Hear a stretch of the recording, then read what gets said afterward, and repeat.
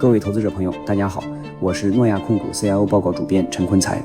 本期主题是当两个相反方向的信号同时到来。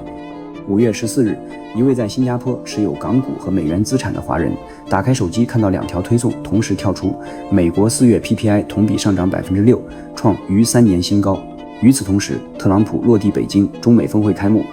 一边是通胀压力抬头，市场重新压住加息概率；另一边是两个大国就构建建设性战略稳定关系释放的积极信号。如今，特朗普已经结束此次访华行程，峰会成果也已陆续公布。在两国元首达成共识的基础上，中方同意采购美国大豆、能源以及订购200架波音飞机，这是一份具体的清单。但与此同时，根据 CME FedWatch 数据，市场已基本排除2027年底前任何降息的可能性。贸易关系在改善，货币约束没有松动，两件事同时为真。峰会窗口虽然已经合上，这种信号撕裂的格局并没有因此变得更简单。这种撕裂并不是偶然。我们在近期的诺亚全球财富罗盘系列直播中，分享了桥水基金创始人达利欧提出的一个分析框架。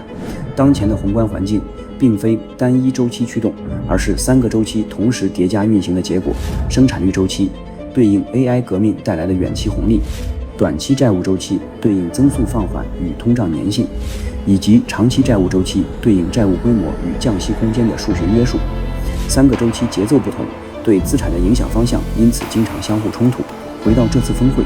协议成果改变的主要是贸易成本这一变量，而 PPI 加 6% 所反映的能源驱动型通胀根源不在此。两组变量属于不同的周期层，它们的运动不会互相抵消。诺亚 CIO 办公室在这类时刻通常不急着给出配置方向，而是先做一件事，区分改变情绪的变量和改变结构的变量，前者影响短期价格，后者影响长期逻辑。把两者混同，往往容易在关键时刻做出错误响应。